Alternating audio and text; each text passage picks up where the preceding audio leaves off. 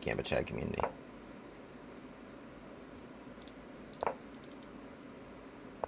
Yeah, I love inviting my people to their house. Pawn?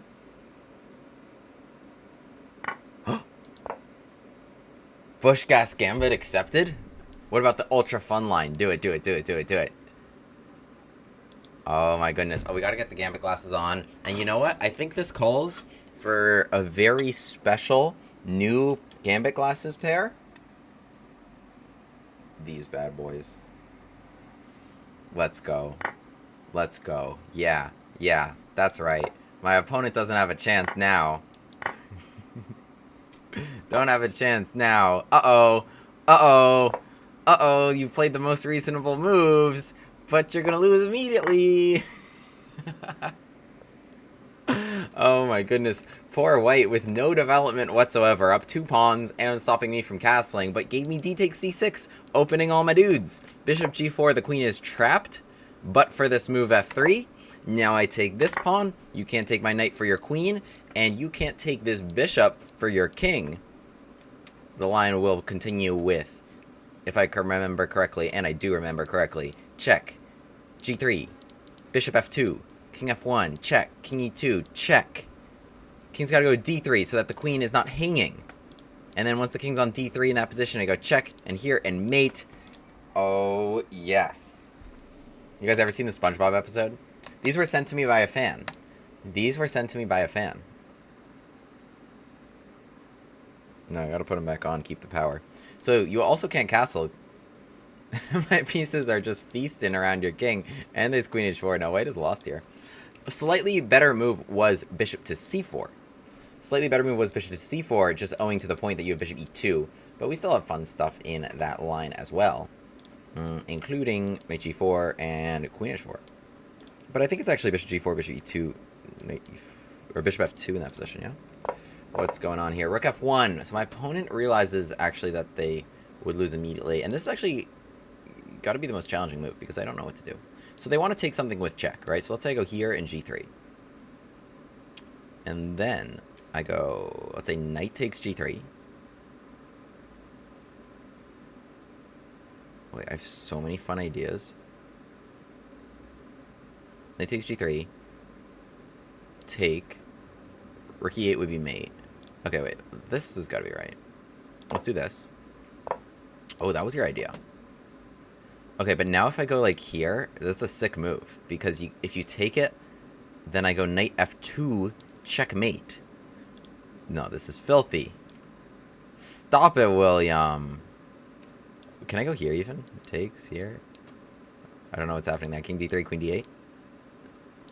I might lose track. Here takes, rook e8. That could work. It's so unnecessary. It's so unnecessary.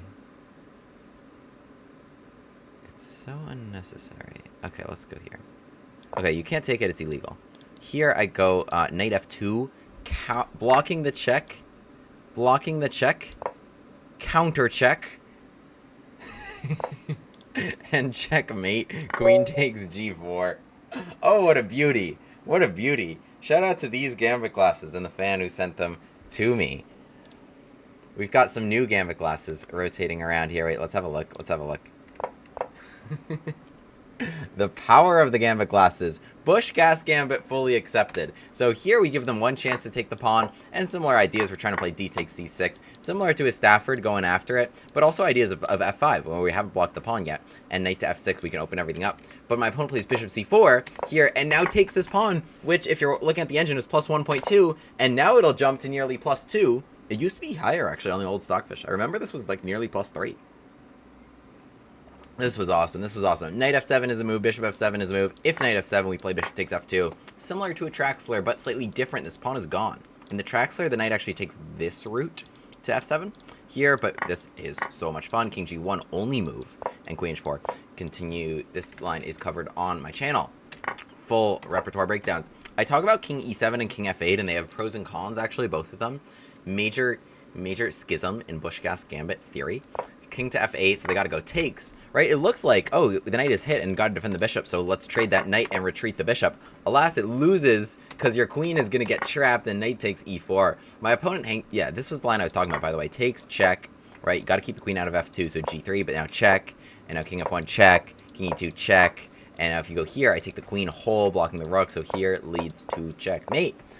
So that's a fun line I've gotten actually a few times. If they want king e2, it's just a direct transposition, not including those moves. So, yeah, knight e4. My opponent in the game plays rook f1, which is interesting. And there's only one good move, and it's minus 14. And the next move is barely an advantage at all. So it's very important. It was queen h4 check. I don't think that was that hard to find, but you don't want something to be taken here. So king e2.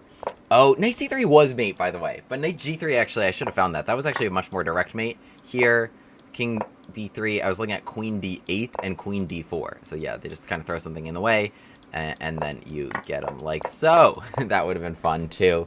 That would have been fun too. Rook e8 was 2 question marks.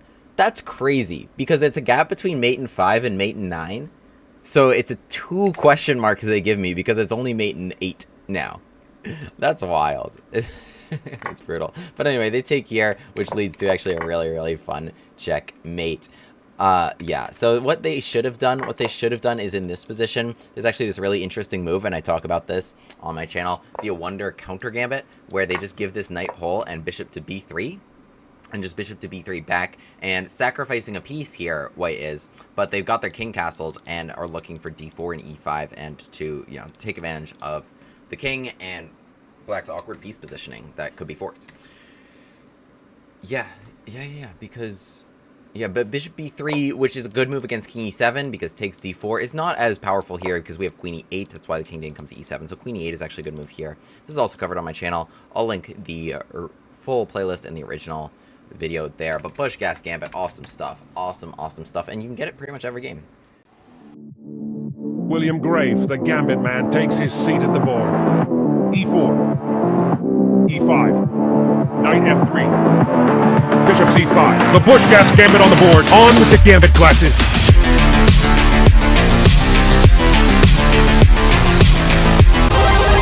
Hero pod unlocked.